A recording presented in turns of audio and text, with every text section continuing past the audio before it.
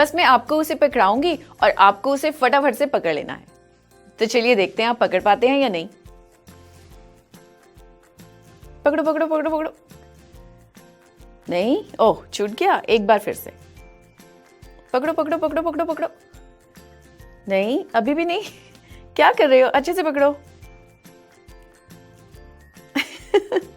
तो आशा है आप समझ गए होंगे कि मेरे हाथ में क्या है या फिर क्या नहीं है। चलिए एक बार फिर से करते हैं। तो चलो आप पकड़ो पकड़ो पकड़ो पकड़ो पकड़ो। तो ये क्या है? ये है एक बाल। तो गणित के पाठ में बाल का क्या काम? अच्छा, क्या आप इसके जैसी किसी और चीज का नाम बता सकते हैं? एक धागा, बिल्कुल पतला सा, लंबा सा। अच्छा, क्या आपने कभी किसी मकड़ी को छत से लटके हुए देखा है? वो कैसे लटकी होती है? और आप जानते हैं, यदि किसी धातु को पिघलाकर पतला सा, लंबा सा धागा या तार बनाई जाए तो वह धातु की तार उस मकड़ी के जाले की तार से कम मजबूत होगी। यदि आपको विश्वास नहीं हो रहा तो कुछ और माध्यमों से थोड़ी और जानकारी इकट्ठी कीजिए, तब आपको विश्वास हो जाएगा। तो अब बताइए, आज हम किस बारे में बात करने वाले हैं? हमने बात की एक धागे की और एक बाल या फिर मकड़ी का जाला। हाँ, तो बताइए, एक बाल की कितनी विमाएं होती हैं? विमाओं को तो आप जानते ही हैं, लंबाई, चौड़ाई या ऊंचाई। तो एक बाल मान लीजिए ऐसे। क्या इसकी कुछ लंबाई है? बिल्कुल है, यहां से लेकर यहां तक। और इसकी चौड़ाई? नहीं, एक बाल की कोई चौड़ाई नहीं होती। और कुछ ऊंचाई? नहीं, कुछ ऊंचाई भी नहीं होती, केवल लंबाई, यानी इसकी केवल एक ही विमा है। और एक धागे की या मकड़ी के जाले की तार की, उसकी भी केवल एक ही विमा है। तो कुछ ऐसा ढूंढते हैं जिसकी दो विमाएं हों, कुछ लंबाई और कुछ चौड़ाई। जैसे कि एक वर्ग, इसकी कुछ लंबाई है और कुछ चौड़ाई। क्या इसकी कुछ ऊंचाई भी है? कैसे पता चलेगा? आइए देखते हैं। तो यह है एक वर्ग, इसे एक कागज से काटा गया है। इसकी कुछ लंबाई है और कुछ चौड़ाई, पर क्या इसकी कुछ ऊंचाई भी है? नहीं, इसकी कोई ऊंचाई नहीं है, तो इसकी केवल दो विमाएं हैं। चलिए आइए एक आयत को देखें। यह है एक आयत, इसकी भी कुछ लंबाई है और कुछ चौड़ाई, पर क्या इसकी कुछ ऊंचाई है? नहीं, इसकी कोई ऊंचाई नहीं है, तो इसकी भी दो ही विमाएं हैं। तो चलिए अब हम कुछ ऐसा ढूंढते हैं जिसकी तीन विमाएं हों।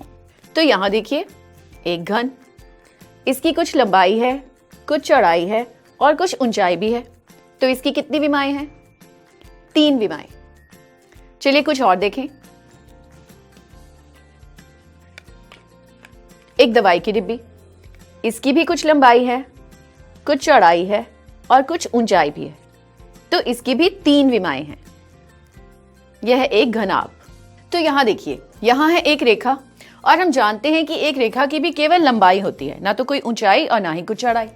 यदि इस रेखा को नापना हो तो आप कैसे नापेंगे? एक स्केल की मदद से। और कौन सी इकाई का प्रयोग करेंगे? तो हम प्रयोग कर सकते हैं सेंटीमीटर्स या फिर इंच। अब मान लीजिए कि एक वर्ग है, यदि इसे नापना हो, यानी इसने कितनी जगह घेरी है, तो कैसे नापेंगे? क्या हम केवल इसकी लंबाई और चौड़ाई को नाप लेंगे? ये एक ऐसी आकृति है जिसकी दो विमाएं हैं, तो इसे नापने के लिए इकाई भी ऐसी ही होनी चाहिए जिसकी दो विमाएं हो। इसका क्षेत्रफल, यानी इसने कितनी जगह को घेरा है, उसे नापने के लिए हम सेंटीमीटर के वर्ग का प्रयोग करते हैं। एक ऐसा वर्ग जिसकी लंबाई भी 1 सेंटीमीटर हो और चौड़ाई भी। मान लीजिए इस छोटे से वर्ग की लंबाई और चौड़ाई 1-1 सेंटीमीटर है, तो ये है एक 1 सेंटीमीटर वर्ग। अब हमें यह जानना है कि ऐसे कितने वर्ग बनाने पर यह पूरा क्षेत्र ढक जाएगा। तो मान लीजिए कि इसकी लंबाई है 4 सेंटीमीटर ऐसे, और यहां इसकी चौड़ाई भी 4 सेंटीमीटर। तो क्या आप बता सकते हैं ऐसे कितने वर्गों से यह पूरा क्षेत्र ढक जाएगा? चलिए करके देखते हैं। यहां ऐसे छोटे छोटे वर्ग बनाने पर 1 2 3 4 और 4 ही इस तरफ, तो 4 चौके 16। इसका अर्थ है ऐसे 16 वर्ग बनाने पर यह क्षेत्र पूरा ढक गया। तो इसका क्षेत्रफल है 16 सेंटीमीटर वर्ग। ये सब तो आप पहले से अच्छे से जानते हैं। तो चलिए एक आयत का क्षेत्रफल बता दीजिए। मान लीजिए इसकी लंबाई है 5 और चौड़ाई है 3, तो कुल कितने ऐसे छोटे छोटे वर्गों से यह पूरा क्षेत्र ढका जा सकता है? इस तरफ 3 और इस तरफ है 5 सेंटीमीटर। मान लीजिए ये सभी वर्ग बराबर हैं, तो ऐसे कितने वर्ग बन पाए? 5 और 3, इस तरफ 5 दिए 15, यानी 15 सेंटीमीटर वर्ग। उनसे ये क्षेत्र पूरी तरह से ढक गया है। इसी को हम इसका क्षेत्रफल कहते हैं।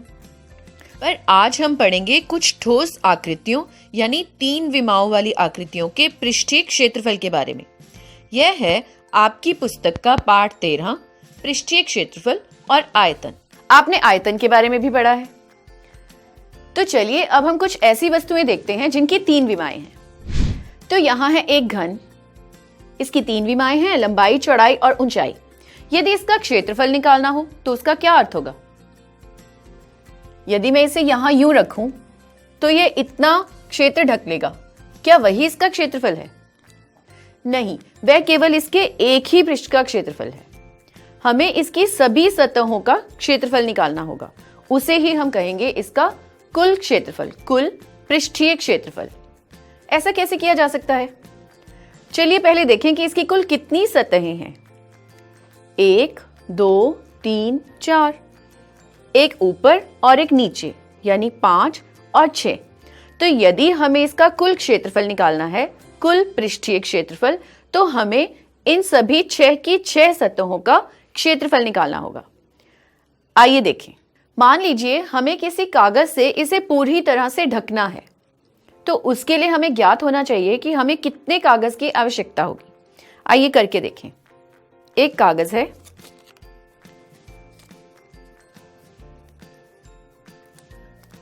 इस कागज ने इस घन को पूरी तरह से ढक लिया है। ऐसा कैसे संभव हो पाया? आइए देखें कि इस कागज को कैसे काटा गया है। यह घन की एक सतह है, इसकी कुछ लंबाई और कुछ चौड़ाई है। मान लीजिए 3 इकाइयां, 3 इकाइयां लंबाई और 3 ही इकाइयां चौड़ाई। अब इस कागज में क्या आप देखकर बता सकते हैं कि वैसी कितनी सतहें बनाई गई हैं? 1, 2, 3, 4 इस घन की 4 दीवारी के लिए, और फिर एक ऊपर के लिए और एक नीचे के लिए। ऐसे करने पर यह पूरा घन इससे ढक जाता है। तो अब बताइए कि किसी घन का कुल पृष्ठीय क्षेत्रफल निकालने के लिए आप क्या करेंगे? कितनी सतहों का क्षेत्रफल निकालना होगा? 6 का। और 1 का क्षेत्रफल निकालने के लिए आप क्या करेंगे? इसकी लंबाई को इसकी चौड़ाई से गुना करेंगे। आइए करके देखें। तो मान लीजिए ये उस घन की एक सतह या एक पृष्ठ है, तो इसकी लंबाई मान लीजिए L, तो इसकी चौड़ाई भी L। इसका क्षेत्रफल कितना होगा? L गुना L, हमने अभी देखा, उसे हम लिख सकते हैं L का वर्ग।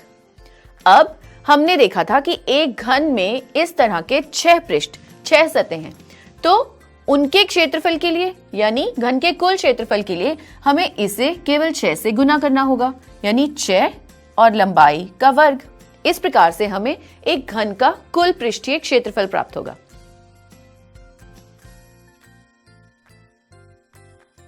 किंतु मान लीजिए कि हमें उसकी केवल 4 दीवारों का ही पृष्ठीय क्षेत्रफल चाहिए हो, तब क्या करेंगे? यानी 1, 2, 3, 4। तो उसके लिए क्या करना होगा? आसान है, इस L वर्ग को केवल 4 से गुना किया जाए।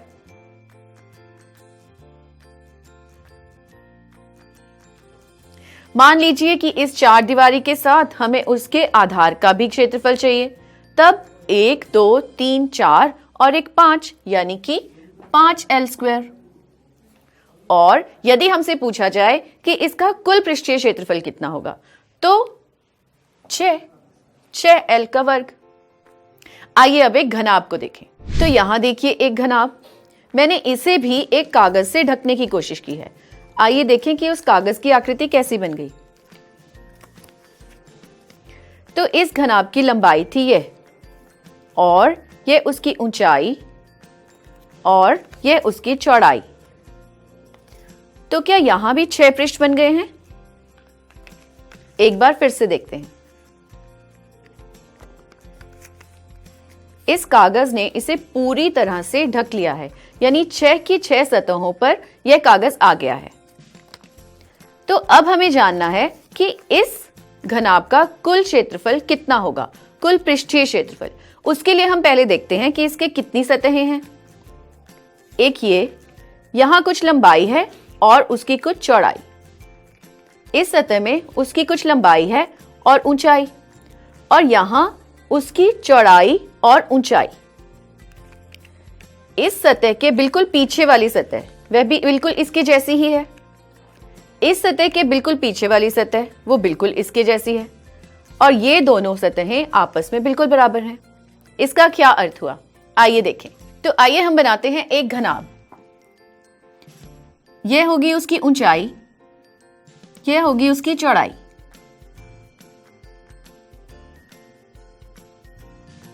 अब ऐसा ही एक घनाभ यहां, और अब केवल इसके चारों किनारों को यूं मिला दिया जाए।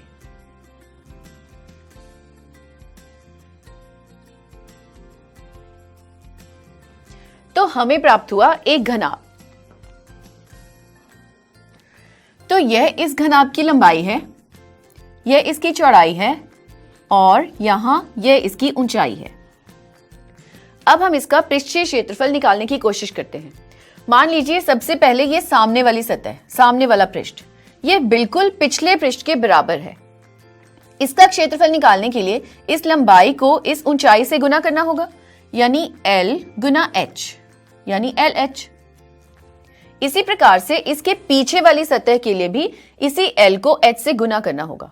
इन दोनों सतहों के क्षेत्रफल के लिए LH को 2 बार लिखा जा सकता है, 2LH।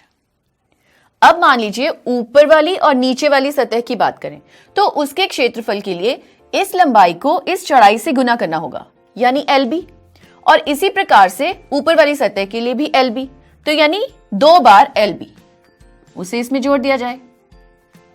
अब इस सामने वाले पृष्ठ के लिए B को H से गुना करना होगा, इसी प्रकार से इस पीछे वाले पृष्ठ के लिए भी, यानी BH। एक बार BH यहां और एक बार यहां, यानी 2BH। यदि उसे भी इसमें जोड़ दूं, अब 6 की 6 सतहों का क्षेत्रफल इनमें आ चुका है। तो ये बन गया हमारा घनाभ के कुल पृष्ठीय क्षेत्रफल का सूत्र। इनमें से यदि 2 को कॉमन ले लिया जाए, तो ब्रैकेट के भीतर होगा LH जमा LB जमा BH। थोड़ा सीधा करके लिखने पर हम लिख सकते हैं 2 गुना LB जमा BH जमा HL। इस सूत्र को तो आप पहचानते ही होंगे। तो चलिए अब मेरे एक प्रश्न का उत्तर दीजिए। मान लीजिए हमें इस घनाभ का कुल पृष्ठीय क्षेत्रफल नहीं चाहिए, हमें केवल पार्श्व पृष्ठीय क्षेत्रफल चाहिए, यानी केवल 4 दीवारी का। तो उसके लिए क्या करना होगा? उसके लिए हमें ऊपर और नीचे की सतह को छोड़ना होगा, यानी केवल 4 पृष्ठों का क्षेत्रफल। तो आमने और सामने के लिए L और H, और पीछे के लिए भी LH, यानी 2LH। और इस छोटे आयत और इस पीछे वाले छोटे आयत के लिए B और H, यानी 2 बार BH। तो ये होगा केवल 4 दीवारी का पृष्ठीय क्षेत्रफल। यदि इसमें से हम 2 को बाहर निकाल लें और H को भी निकाला जा सकता है, तो 2L जमा B गुना H, यही है एक घनाभ के पार्श्व पृष्ठीय क्षेत्रफल का सूत्र। तो चलिए आगे चलें। तो अब बताइए, यदि घनाभ के आधार और वक्र पृष्ठीय क्षेत्रफल या पार्श्व पृष्ठीय क्षेत्रफल को जोड़ दिया जाए, तो उससे हमें क्या प्राप्त होगा? उससे हमें उसकी 4 दीवारी और आधार का पृष्ठीय क्षेत्रफल, इसका जोड़ प्राप्त होगा। और यदि पूरे सूत्र का प्रयोग करेंगे तो 6 की 6 सतहों का पृष्ठीय क्षेत्रफल प्राप्त होगा, जो कि था 2 गुना LB जमा BH जमा HL। तो आइए अब किसी और ठोस आकृति को देखें। यहां देखिए, यह मार्कर, यह एक बेलन के आकार का है, किंतु यहां कुछ एक्स्ट्रा है। कोई ऐसा बेलन ढूंढते हैं जिसमें ऐसा कुछ ना हो। यहां देखिए, यह एक बेलनाकार आकृति है, इसे आप पहचानते ही हैं। इसकी ऊपरी सतह और निचली सतह एक गोले के आकार की है, यानी कि एक वृत्त यहां और एक वृत्त यहाँ। मान लीजिए हमें इसका वक्र पृष्ठीय क्षेत्रफल या कुल पृष्ठीय क्षेत्रफल निकालना हो, तो उसके लिए क्या किया जाए? हमें पता करना है कि कितने कागज की आवश्यकता होगी इसको पूरी तरह से ढकने के लिए। आइए करके देखें। तो यहां देखिए, एक कागज से मैंने इसे पूरी तरह से ढकने की कोशिश की है। ऐसे गोल, ऊपर के लिए एक वृत्त और नीचे के लिए भी एक वृत्त। तो अब इसे खोल के देखते हैं कि इस कागज का क्या आकार है। यहां देखिए, यह है एक घनाभ के आकार का, कुछ चौड़ाई, कुछ लंबाई और फिर 2 वृत्त। उस बेलन की जो लंबाई थी वह इस कागज की लंबाई बन गई है और इस पूरी लंबाई यानी इस वृत्त की परिधि वह इस कागज की चौड़ाई बन गई है। यदि मैं इस लंबाई को इस चौड़ाई से गुना कर दूं तो मुझे इस आयत का क्षेत्रफल प्राप्त होगा। आइए करके देखें। तो यहां देखिए, यहां है एक बेलन।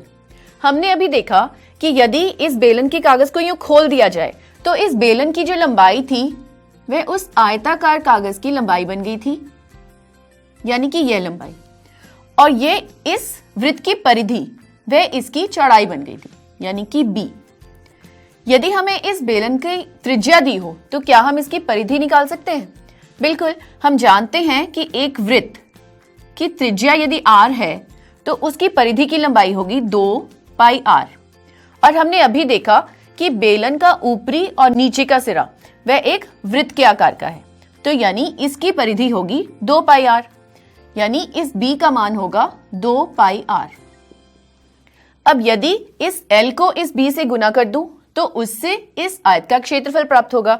यानी बेलन को देखें तो 2 पाई r को यदि l से गुना कर दिया जाए तो उससे हमें इस बेलन का वक्र पृष्ठीय क्षेत्रफल प्राप्त होगा। वक्र क्यों? केवल इस सतह का क्षेत्रफल, इसके ऊपर और नीचे आने वाले वृत्त का क्षेत्रफल अभी हमने इसमें नहीं जोड़ा है, तो यह केवल वक्र पृष्ठीय क्षेत्रफल है। मान लीजिए हमें इसका कुल पृष्ठीय क्षेत्रफल ज्ञात करना हो तो हमें इस वृत्त का और इस वृत्त का क्षेत्रफल बस इसमें जोड़ देना है। आइए करके देखें। तो यानी इस बेलन का वक्र पृष्ठीय क्षेत्रफल हुआ 2 पाई r। l की बजाय हम यहाँ h लिखेंगे क्योंकि जो बेलन है ये असल में उसकी ऊंचाई है, तो इसे मान लिया जाए h। 2 पाई r h। तो इस बेलन का वक्र पृष्ठीय क्षेत्रफल है 2 पाई r h। मान लीजिए हमें कुल पृष्ठीय क्षेत्रफल ज्ञात करना होगा, तो उसके लिए हमें केवल इस वृत्त का और इस दूसरे वृत्त का भी क्षेत्रफल इसमें जोड़ देना है। हम जानते हैं कि एक वृत्त का क्षेत्रफल होता है पाई r स्क्वायर। यदि ऐसे 2 वृत्त हैं तो उनका क्षेत्रफल होगा 2 पाई r स्क्वायर। तो यदि इस क्षेत्रफल में यह जोड़ दिया जाए तो उससे हमें प्राप्त होगा बेलन का कुल पृष्ठीय क्षेत्रफल 2 पाई r h जमा 2 पाई r स्क्वायर। इसमें 2 पाई r कॉमन लिया जा सकता है, तो 2 पाई r और अंदर ब्रैकेट में h जमा r। यही एक बेलन का कुल पृष्ठीय क्षेत्रफल का सूत्र है। तो आइए एक और आकृति देखें। इसे भी आप पहचानते हैं, यह है एक शंकु। क्या आप ऐसा शंकु स्वयं बना सकते हैं? अच्छा ये बताइए, ऐसा शंकु बनाने के लिए आपको किस आकृति के कागज की आवश्यकता होगी? यहां देखिए, यदि मैं इस कागज को यूं गोल घुमा दूं और यहां से चिपका दूं तो ये बिल्कुल उसी शंकु के आकार का बन जाएगा। बस इसे यूं गोल घुमाकर यहां से चिपकाना है, जैसा कि मैंने यहां किया। अब मुझे इस शंकु का क्षेत्रफल ज्ञात करना है, पृष्ठीय क्षेत्रफल, वक्र पृष्ठीय क्षेत्रफल। और यदि इसमें मैं एक वृत्त, यह नीचे वाला वृत्त, उसे भी जोड़ दूं तो वह हो जाएगा कुल पृष्ठीय क्षेत्रफल। तो आइए पहले हम वक्र पृष्ठीय क्षेत्रफल की बात करें। तो यहां है एक शंकु। इसका जो निचला हिस्सा है वह एक वृत्त के आकार का है और उसकी त्रिज्या r दी गई है। इसी प्रकार से जो यह लंबाई है, यह शंकु की ऊंचाई है, यह h और यह है l। क्या आप बता सकते हैं कि यह l लंबाई कौन सी है? यहां देखिए, इस शंकु को इस कागज को यूं गोल घुमाकर शंकु बनाया गया था। तो ये वाली लंबाई असल में इसकी L बनी है, यानी इस टुकड़े की R। यदि आपने वृत्त के क्षेत्रफल को अच्छे से समझा है कि वृत्त के क्षेत्रफल का सूत्र पाई r स्क्वायर कैसे बना, तो अवश्य ही आप यह भी समझ जाएंगे कि शंकु के वक्र पृष्ठीय क्षेत्रफल का सूत्र पाई r l क्यों है। यह आप पिछले कुछ पाठों में कर चुके हैं। तो यदि इस शंकु का पृष्ठीय क्षेत्रफल पाई r l है, तो कुल पृष्ठीय क्षेत्रफल के लिए क्या करना होगा? उसके लिए हमें इसमें केवल इस निचले वृत्त का क्षेत्रफल जोड़ देना होगा, और हम जानते हैं कि एक वृत्त का क्षेत्रफल होता है पाई r स्क्वायर, यानी हम इन दोनों को जोड़ दें। इन दोनों को जोड़ने से हमें इस शंकु का कुल पृष्ठीय क्षेत्रफल प्राप्त होगा, पाई r l जमा पाई r वर्ग। यहाँ पाई r को कॉमन लेने पर ब्रैकेट के अंदर बचेगा l जमा r। यही शंकु के कुल पृष्ठीय क्षेत्रफल का सूत्र है। तो चलिए अब इन सूत्रों के कुछ प्रयोग देखें। तो बच्चों, यह था आपकी पुस्तक के 13वें पाठ पृष्ठीय क्षेत्रफल व आयतन का पहला भाग। अब इससे जुड़े कुछ प्रश्नों को आप स्वयं हल करके देखिए, शायद उनमें आपको कुछ परेशानी आए। तो अगले भाग में हम देखेंगे कि इन सूत्रों का अच्छे से ज्ञान होने पर भी बच्चों को प्रश्न हल करने में परेशानी क्यों आती है। उन परेशानियों का कारण देखेंगे और उनके हल भी करेंगे। तो अब हम मिलेंगे अगले भाग में। धन्यवाद बच्चों। प्रश्नावली 13.1 प्रश्न संख्या 5। एक घनाकार डिब्बे का एक किनारा 10 सेंटीमीटर लंबाई का है तथा एक अन्य घनाभाकार डिब्बे की लंबाई, चौड़ाई और ऊंचाई क्रमशः 12.5 सेंटीमीटर, 10 सेंटीमीटर और 8 सेंटीमीटर है। तो किस डिब्बे का पार्श्व पृष्ठीय क्षेत्रफल अधिक है और कितना अधिक है? एक डिब्बा घनाकार है और दूसरा घनाभाकार। हमें बस दोनों का पार्श्व पृष्ठीय क्षेत्रफल ज्ञात करके उनकी तुलना करनी होगी कि किसका पार्श्व पृष्ठीय क्षेत्रफल अधिक है। हम जानते हैं कि घन का पार्श्व पृष्ठीय क्षेत्रफल यानी चार दीवारी का क्षेत्रफल होगा 4l का वर्ग, यानी यहाँ 4 गुना 10 का वर्ग। 4 गुना 100 बराबर है 400 सेंटीमीटर वर्ग। और घनाभाकार डिब्बे की चार दीवारी का क्षेत्रफल यानी पार्श्व पृष्ठीय क्षेत्रफल होगा 2 गुना l जमा b गुना h। यहाँ 2 गुना 12.5 जमा 10 और गुना 8, यानी 2 गुना 22.5 गुना 8, 2 गुना 180, जो कि होगा 360 वर्ग सेंटीमीटर। दोनों की तुलना करने पर हम पाएंगे कि घनाकार डिब्बे का पार्श्व पृष्ठीय क्षेत्रफल घनाभाकार डिब्बे के पार्श्व पृष्ठीय क्षेत्रफल से 40 वर्ग सेंटीमीटर अधिक है। 400 माइनस 360 यानी 40 वर्ग सेंटीमीटर। अब इसी प्रश्न का अगला भाग है, किस डिब्बे का कुल पृष्ठीय क्षेत्रफल कम है और कितना कम है? तो अब हमें दोनों डिब्बों का कुल पृष्ठीय क्षेत्रफल ज्ञात करना होगा। तो हम प्रयोग करेंगे कुल पृष्ठीय क्षेत्रफल का सूत्र। हम जानते हैं घन के कुल पृष्ठीय क्षेत्रफल का सूत्र है 6l का वर्ग। यहाँ 6 गुना 100 यानी 600 वर्ग सेंटीमीटर। और घनाभ के कुल पृष्ठीय क्षेत्रफल के लिए 2 गुना lb जमा bh जमा hl। तो 2 और ब्रैकेट में 12.5 गुना 10 जमा 10 गुना 8 जमा 8 गुना 12.5। तो 2 और ब्रैकेट में होगा 125 जमा 80 जमा 100, यानी 2 गुना 305। तो उत्तर होगा 610 वर्ग सेंटीमीटर। तो हमने देखा कि घन का कुल पृष्ठीय क्षेत्रफल घनाभ के कुल पृष्ठीय क्षेत्रफल से 610 माइनस 600 यानी 10 वर्ग सेंटीमीटर कम है ना कमाल। घन का पार्श्व पृष्ठीय क्षेत्रफल घनाभ से अधिक है, किंतु कुल पृष्ठीय क्षेत्रफल घनाभ से कम है। दोनों के चित्र बनाओ और सोचो कि ऐसा क्यों है। अच्छा, अब अगला प्रश्न ज्ञात कीजिए एक बेलनाकार पेट्रोल की बंद टंकी का पार्श्व या वक्र पृष्ठीय क्षेत्रफल जिसका व्यास 4.2 मीटर है और ऊंचाई 4.5 मीटर है। व्यास यानी 2 गुना त्रिज्या 2r। 2r बराबर है 4.2 मीटर, तो r बराबर है 4.2 बटा 2 यानी 2.1 मीटर और ऊंचाई यानी h दी गई है 4.5 मीटर।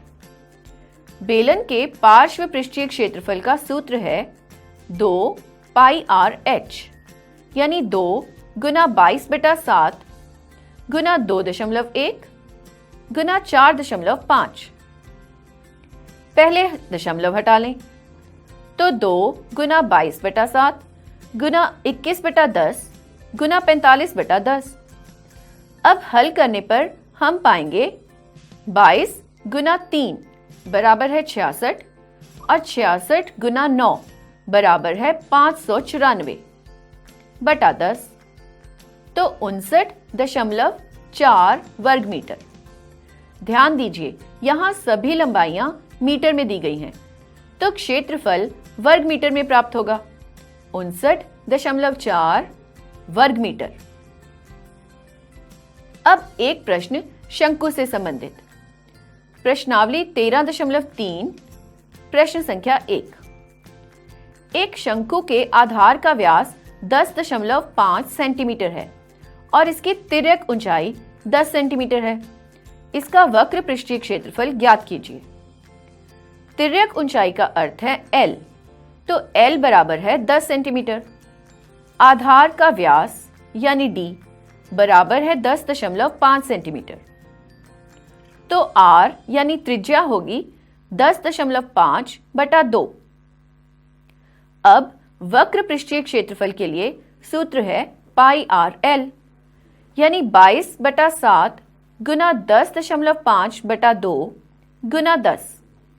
दशमलव हटाने पर 22/7 गुना 105 बटा 2 गुना 10 गुना 10। यदि 10 से 10 काट दें व 7 से 105 तो हमें मिलेगा 15। अब 2 से 22 को भाग करने पर 11, तो 11 गुना 15 यह होगा 165 वर्ग सेंटीमीटर। तो इस शंकु का वक्र पृष्ठीय क्षेत्रफल होगा 165 वर्ग सेंटीमीटर। अब एक शंकु का कुल पृष्ठीय क्षेत्रफल ज्ञात कीजिए जिसकी तिर्यक ऊंचाई 21 मीटर है और आधार का व्यास 24 मीटर है। आधार का व्यास है 24 मीटर, तो R बराबर होगी 24/2 यानी 12 मीटर। L बराबर है 21 मीटर, तो कुल पृष्ठीय क्षेत्रफल यानी पाई R गुना L जमा R यानी 22/7 गुना 12 और ब्रैकेट में 21 जमा 12 264/7 गुना 33। यह होगा 8712/7 और भाग करने पर हमें मिलेगा 1244.57 वर्ग